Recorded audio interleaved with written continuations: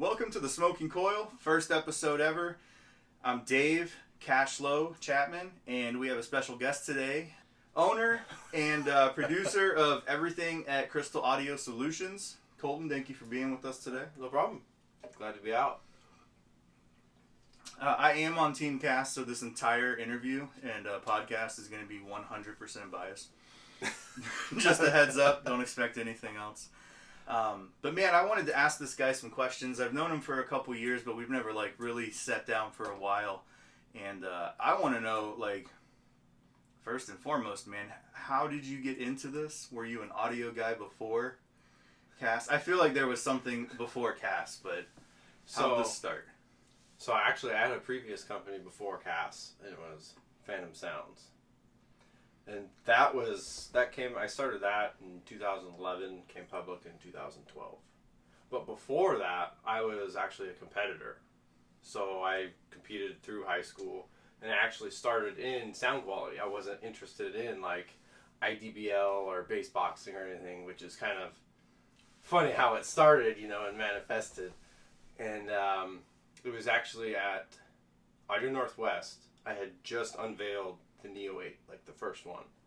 And I was in judges training, and I was like, Travis, I don't think I can be a judge for you. I just started my own company. And he looked at me like, what? I was like, yeah, I just started my own company. And that actually started out as a bet, because I was really heavy into how everything worked, but I was still super green. And Sean Bellinger from EMF Audio, which he's closing down now, which is kind of funny, bet me that I couldn't start my own company and do it successfully. Interesting. So that's how Phantom Sounds came around, because I was like, okay, well, I'm going to do this just because you told me I can't do it, and rub it in your face. And so that's how it started, and it just blew up. And then I closed that down, retired for a little bit, was off for about a year. And then Joseph Hawkins, who used to live in Bremerton, he ran a brand called Audio Element. And so he was switching from Paul, from PAP, and so he basically interviewed me in Tantric. And that was when Tantric was on the downslide. And I was like, you might want to be careful. Ronald's, going through his stuff right now. And so then he hired me. And so I worked for him for about a year, and he could just never get out of the image from PAP, because there was more woofers coming in for warranty and repair than the new stuff that was coming out. So all of his money was literally going to repair and warranty. Interesting. There was he sold 100 woofers under the PAP, under the different series. I don't remember which. There was 4 different lines, and 100 of each. Literally 80 of them came back. Damn. And so I had to fix them and all this kind of stuff. And then he just ran out of money and got mad and started blaming me, and I was like, okay, I'm done. I quit. Just pay me what you owe me, and I'm done. And then so I sat around for a couple of months, and people in the Northwest and were like, hey, you should come back. And I was like, oh, I'm not really ready to come back yet. I want to retire for a little bit, enjoy some family time. And they just kept, egging me on. And I was like, all right, fine. So this is early 2015 is when I started Kaz. And it was originally supposed to be Ken Brown, Jeff Vu, and myself. But because since they were in California and I was here, they were worried about the logistics. And I was like, well, we'll figure that out. I was like, it makes more sense to have multiple locations, because it might be cheaper for you to ship versus me. And they just weren't really into it. So then Ken went and started his own stuff. He was doing mostly mids. Then he recently, 3 years ago, I think he closed down, and then he moved. I'm not sure where he's at, but he's a solid dude. Jeff is still in California, and he's still up and running. He's an amazing dude. I love Jeff. Jeff is one of those dudes where you can just talk to all day. And just about everything. Sports, speakers, it don't matter. Cars, you guys just talk for hours and it doesn't matter. Like he's that dude. Good people. He's for good sure. people. That's what's up. Yeah. We need more of that. That's wild because when I got up here in like 2016, it took me a couple years to want to do anything and, you know, put a little stereo in my car and got back around it again. And I competed a lot in Florida. That's where I came here from. So I lived there my whole life and we competed like every weekend. Definitely had an IASCA show. And there were some local shows, you know, type leagues that were going on that were cool. So we did that all the time. So once I started getting back into it, I went to a buddy of mine that judges in Florida, Aaron Dunkel. Okay, I know Aaron. He let Travis know I was coming up here. So I had connected with Travis, and I don't know, maybe it was like 3-4 years ago, one of the finals in Centralia. The Sight and Sound, is that the shop down there? I think so, yeah. Yeah, so it was there. I went down there, and there was a Pierce Audio truck there. It had a bunch of subs in it. I don't remember what series. And of course it was loud because it was a bunch of cone area. But they were local, and I thought that was really cool. Around that time, I started finding some audio guys from being at that event, you know, and that's how I got turned on to your brand. And I found out there was two, and I think you had reached out at some point. I think I did. Because one of them had connected and said, hey, this guy's looking to buy some subs, and he's looking at these, you know, maybe, you know. But I didn't even know you ran a company at that point. I just thought you were some guy, right, telling me, giving me some feedback. And I found a stupid deal on a set of 12s, the CS6s. The version 1s? Yeah, they were blown. And I think I got them for like $100. And I got recones from you. You were very accommodating. You know what I mean? Put them together, and I dropped one. It fell off the bench. I remember that. Yep. And you helped me out getting a replacement motor and rebuilding that sub, you know. And from that point, I was just kind of there. And then we've gone through several other transactions builds. You know what I mean? Right. But getting the truck loud and doing cool things up here. So, I mean, you know, I've been on board just because of that. And the shit, you know, it works. Well, I mean, you know, most people that run it don't run anything else. I mean, they like what they like. And I mean, things are, there's conversations happening. I know of a gentleman that I think you've talked to that has a really loud little pickup truck that's interested in trying some stuff out to test some subs, some 8s. He has 4 subs in there right now in the cab. His amps are in the bed. Local guy, he lives right around here. What's he drive? A little Mazda? A Mazda? Toyota, maybe? Because Zip Tie's got the Toyota. No. Yeah. Manny? Yeah. We were talking Friday night. He was like, man, I'd like to get like maybe 2 of Colten's 8s or 6.5s and just play around with some different boxes. I've been trying to get Manny on team for the longest time. Yeah, and I mean, you know, I'm not saying that's definitely the direction he was talking about going, but I think being interested in toying around with some casts and some of his other builds is, you know, the right direction. He's always been interested, but he hasn't really done anything. Well, he gets good support with what he's doing, I think. I mean, I'm not saying he wouldn't get better support on Team Cast, and it's local. And well, it's harder to not get better support when you're local. So I mean, it's. I mean, you brought me something today, so I can do my new build, right? Right. So like, I was just sitting on the shelf. I was literally just cleaning it, and then I was like, oh, I know who could use this. And then I literally messaged you, and I was like, hey, I got a 12-inch top. You want it? And I was like, free. I'm looking to do the single 12 build in this little trunk car, so it'll go good together, I think. It helps you out, and it helps me out. So, yeah. I mean, I think that speaks for, you know, kind of the benefits of being on the team. And getting to know some cool people, you know, hanging out with Chet and Chris, and I met Howard through the team. Howard's been cool. Howard's cool. We made some deals that helped each other out, so that's, you know, he got 2 of my AKs, I got some headway. That's cool. So yeah, it's been a good experience up here with Cass. I'd like to see y'all get out there to the east. I'm trying to get out there, but it's so hard because like the East Coast is dominated by Sundown, and I love Sundown, so it's kind of hard to branch into that market when you're competing against Sundown. Yeah. So I got a buddy down there that would like to try something of yours out. Banshee Audio Designs. It's Humberto. I can't think of his last name. Jesus? Yeah. I know him. He's my boy. I know him personally from being in Florida. We used to kick it together. Yeah, we've talked a few times, I think. He's a good guy. And he's built some loud shit. Well, that's what we're all about. He actually helped me with the concept of what was in the SUV. For the 18? Mm-hmm. Yep. That's cool. I hadn't run aeroports ever until that build. And because of space and that weird angle on the back, I wasn't going to be able to do a slot port the way I wanted. And I hit him up and he was like, bro, try this and do this. And I did it and it was fucking stupid loud. And then he's like, all right, now put a plug in one of those ports. And we did that in like 20 hertz. And I was like, oh, fuck, this is the best of both worlds, right? So now I'm like dead on. The 12, which I'll show you the design before you leave later on tonight after this, was 1 6-inch arrow. Nice. Two cubes. Well, that box for the 18 was pretty small. It was. I made it smaller too. I'm sad that I'm not going to use it because I just made a bunch of changes to it.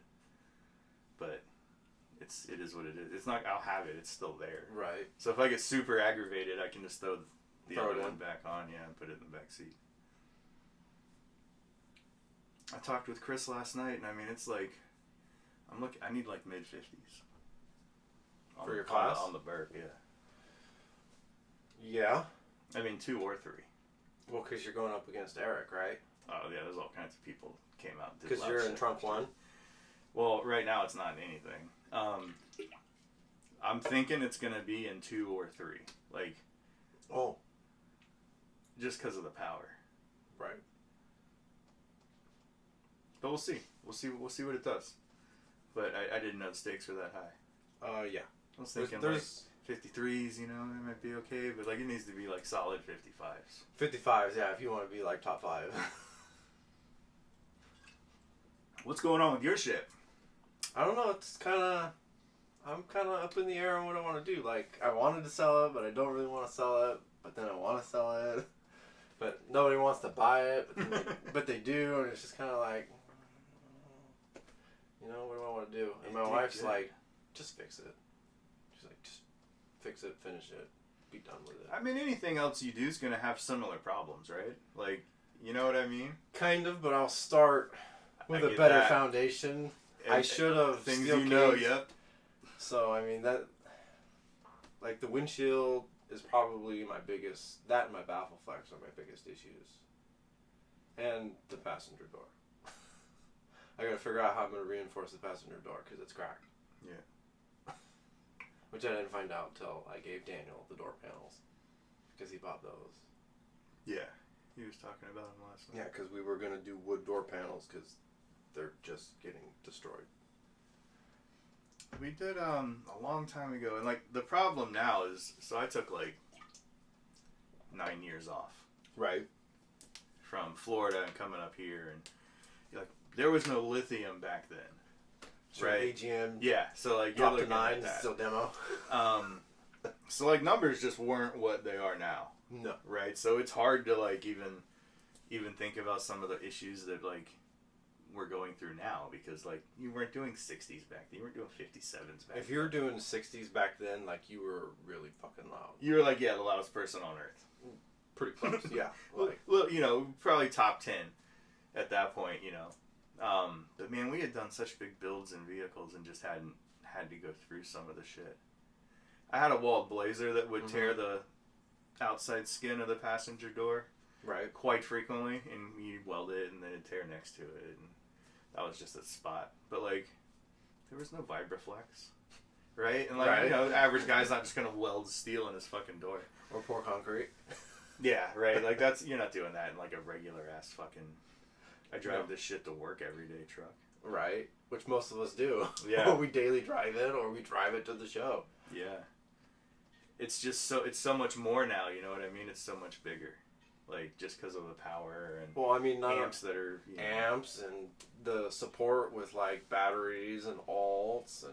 advancements in just technology in general, everything, right? Yeah, just, everything's way if we would have had this, like, 10 years ago, oh, God.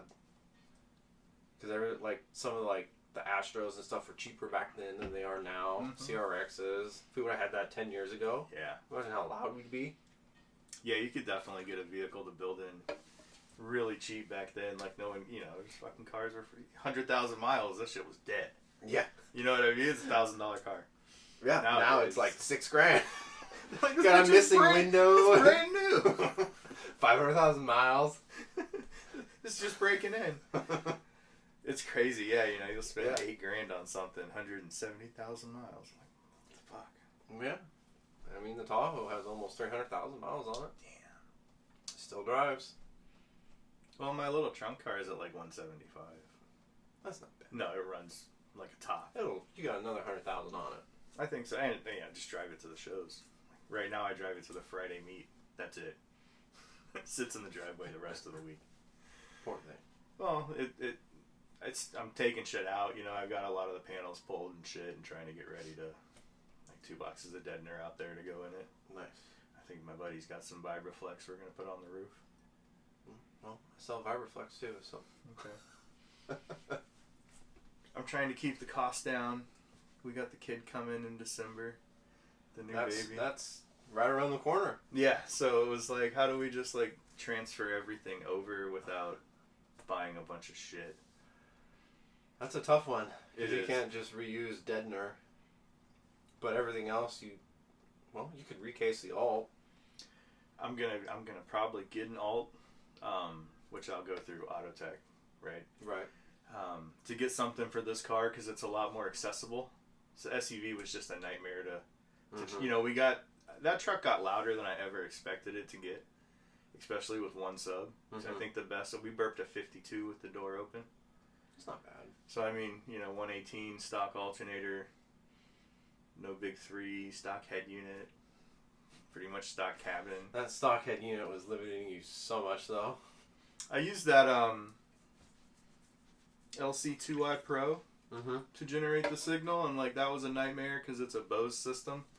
So like the first install, it wouldn't play below like 30 hertz, and I couldn't figure out why. Because it's amplified. Well, I was just getting back into audio too, and I was like, I haven't designed a box in like 10 years. Am I doing this wrong? Am I missing something that like I'm supposed to be doing?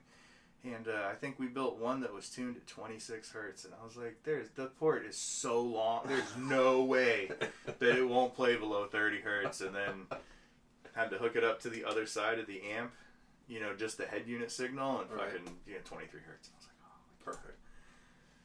So we got that figured out, but it's just been a real interesting experience, because like, I didn't have any of this shit 10 years ago. No. Just hooked up the shit, and it worked, and there was no like interfacing, really, like I didn't have any kind of car that you needed all this interfacing and shit. Well, most of the cars back then, we didn't keep the factory radio. That was like the first thing. Yeah, it wasn't a problem.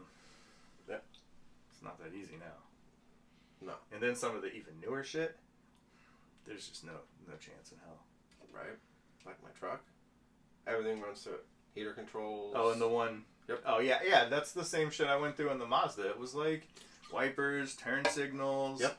Like all this stuff, How do you want the door locks to function? Yep. I was like, yeah, you can't. And then with the alt, like everyone that I ran into 2 guys online that had CX5s, and they had done alts, and they were like, 90% of the time, it's great. Sometimes you're going up or down a hill and it freaks out, and lights start flashing and shit. And I was like, yeah, I don't want to go through that. We got this other car that sucks. I'm just gonna do it in this. So I think it's gonna be cool, and we'll wall it down the road. It should be easier because you don't have all that crap in that one. It's already got a badass head unit I got from Chet at Kenwood, like a 995. Okay. So it's ready. Like, it's ready. Yeah, we'll do some doors in it. And shit. Better brace that dash. Those double dins don't like it. Okay. We'll see. We'll see what happens. You'll end up like Mikey. I'll take it out. I'll get some of that.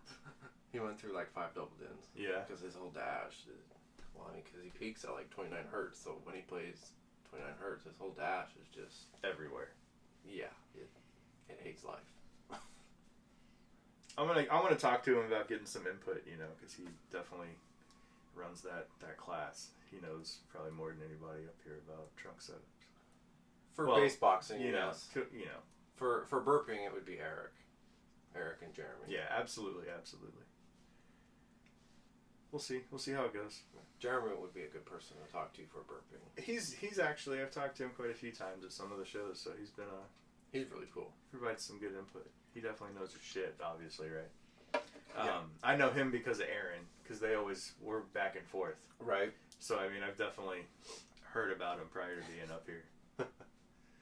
He definitely knows his shit. Sure. What is Cass gonna do next year with events and involvement and stuff like that? Like, what's the goal? What's for shows? I mean, because we're gonna talk about like the team just cleaned up this season, right? Like, there was a lot of Cass trophies that went out. For shows, like as far as sponsoring, or like who's doing what in what class? Just involvement. I mean, I know Cass has sponsored events or been a part of events in the past. Are you guys going to continue to do that? Is there anything big coming up this year that you guys have kind of already decided to be a part of or anything like that? No, not really. Like, I mean, not that far in advance. We're always going to be involved in the Pacific Northwest. So like last year, I sponsored 17 shows, including World Finals and California Finals and the Northwest State Finals. So pretty much every show that was here I sponsored. Nice. So I'd like to do that again. That just, I have to coordinate with Travis and Iaska. I'd like to help out Ray more in California, but it's kind of hard because I'm not really in California. Tyler, unfortunately, is the only one in California, and he's tearing it up. He switched from his CSXs to the FIs, nice. Which I pulled out of the Tahoe. That's right. Because he was like, hey, I want to go to finals, and we're like 3 days from finals. And I was like, I can't build you subs and ship them. Like, I literally have to ship these today, like next day, if you want to go to finals. I was like, I'll just pull these out of the Tahoe and send them to you so you can go to finals. Oh, yeah. And that's what I did. And he tore it up. I think he actually set a state record for California. I believe you're correct. That poor car. Everyone's poor car. But, like, I just want to continue building on what we did last year. I mean, there's some classes that I want to improve on, like trunk class. I'd like to get an advanced 2 and an advanced 3 build. Advanced 1 we have on lock. I'm in ultimate, but I'm going to step back this year and kind of go away from competing this year because there's shit that I need to do. Like, I'm trying to, pump out these new products, but I can't do that and compete and build and all that kind of stuff, so I need to step back so I can help you guys and do what I need to do. For sure. There wasn't really anybody in the Northwest anyways that was close, so it was kind of... Yeah, they're definitely running the game right now. I mean, the team did great. I think it's going to be stronger next season. Like right now, you're looking for members, right? So yeah. I mean, people can find that on Facebook and reach out to you, send you a message or something. Yeah, they can message me on Facebook or email me at colten@crystalaudioSolutions.com. I'm looking to add like 1 or 2 members. I usually look to add 1 or 2 every year because I don't want to get too big because it's a lot to manage. I'd like to expand outside of the Pacific Northwest, like California. I've talked to Ray about it a little bit. He's kind of interested. There's a couple of other builds in California. The Santana Winds build has the FI ferrites in it. That's a gnarly build. There might be a couple more upcoming, but yeah, it's kind of in the maybe right now. I think Tyler is in Missouri, so I'd like to expand in Missouri and St. Louis. Zach is moving to Kansas. Yeah. So, of course, I need to expand into Kansas since he's going to be there. He's going to be close to Matt Miller, because I think he moved somewhere down there. I'm not sure. He used to judge for Iaska. Okay. He had a Dodge truck. Had like 218s, DCs. It was a lot of shit. It was pretty cool. Okay. So yeah, they're looking to branch into Iaska there, so of course I want to be there. I just need to take over a couple more states, get a little more competitive on that national level. I mean, even though we took 2nd and 3rd, couple 5ths for finals, which is not bad. Not at all, because it's not like it's a huge team. I mean, and a lot of people were down or transitioning, and I know some people just came on the team that did really good locally. this season. So some guys that I don't even think have been running for 12 months, right? That No. just came out and perceived and got some help and put something together that just was on point. So that's been cool to see some of that progression and get to, experience that. Chet this year totally killed it this year. Chettsville did incredible. Yes. So did Chris's. Well, she always. Yeah. I mean, a continuation, right? Right. But I mean, on that level, coming out and doing extremely well. Yeah. And then Mark was new this year. He's only been with us for like 6 months. Yep. He's another one that came out and got some stuff together that just did what it should not have done. 58s, 57s, like no wall. Making no sense. Yeah, just defying everything that makes any sense. People with walls are crying because he's louder than him, and just like, he's like, my shit's breaking. I was like, well, that's good. You want to do that. Like, send the windshield. Be happy. It won't stay together.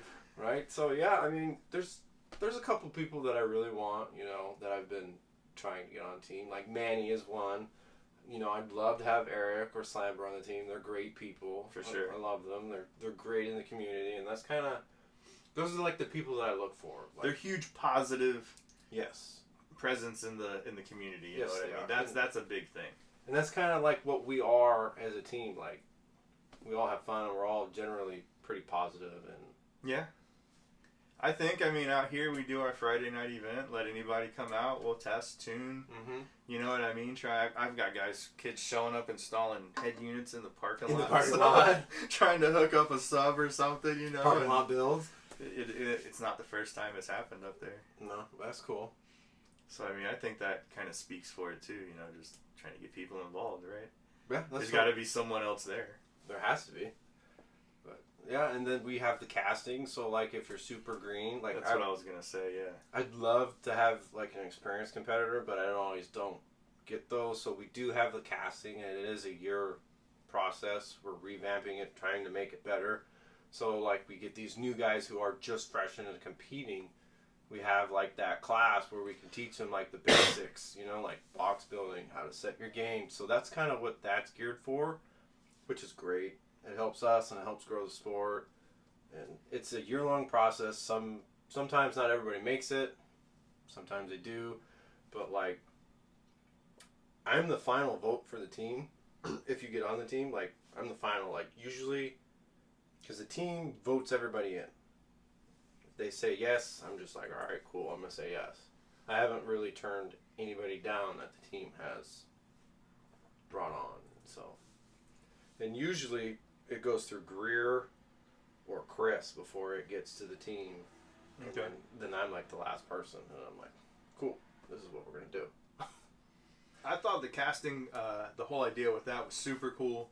I also think it's neat that like the team as a whole has access to attend if there's something coming up, that they want to learn about, and get to interact with some of the new guys as well. And I think that's cool. I thought that was a neat concept. They have input on what they want to learn too. So like if we have like a box building class, they'll be like, well, hey, next month can we do like recones, or like Chris and I are just basically open, like, this is what we want to teach you, but if you guys want to learn, like, what's quarter wave, we'll dedicate the whole class to talking about quarter wave, which we can go down that rabbit hole and talk for hours. So it's a really great program that I have wanted to do for a long time, but didn't have time. And then Chris came aboard, and I was like, you're doing that with me now. Let's get this unlocked. I want to get her on here at some point too, and I think me and her have talked about it. I don't think there's any issue doing that. No. But her journey in car audio, just from what I know, has been incredible. It is. And the fact that she's like designing and building her own stuff and has, a lot of input. It's not just, hey, I want a stereo. How does this happen? Right. And it happened, right? Like the car prior to this, when she had the PT, is when I met her.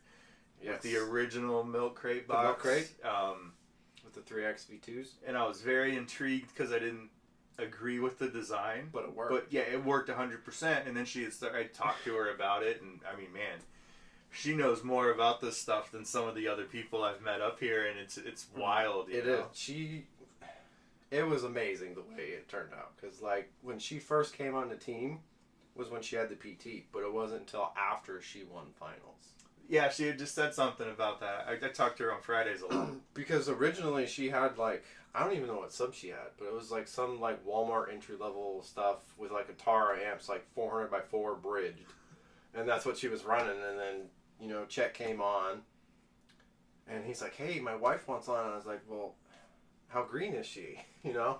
And she's like, well, she's super green. And I was like, okay, well, I want her to compete and I want her to learn and grow and see where that goes. And so I kind of watched her throughout the whole season. And then she got some CS6s and then she got some 3Xs and she put them in like this box and she's like, my numbers aren't great. And I was like, look, how big is your box? And she was like, they're in like 3 cubes each. And she had stock 3Xs. I was like, okay, shrink your box. Way small. Go as small as you can. Because those 15s want like 1.25 ported per. Which is ridiculously small. And that's how the milk crate came. She chopped up that prefab box and then extended the port and did all that kind of stuff and then just started killing it.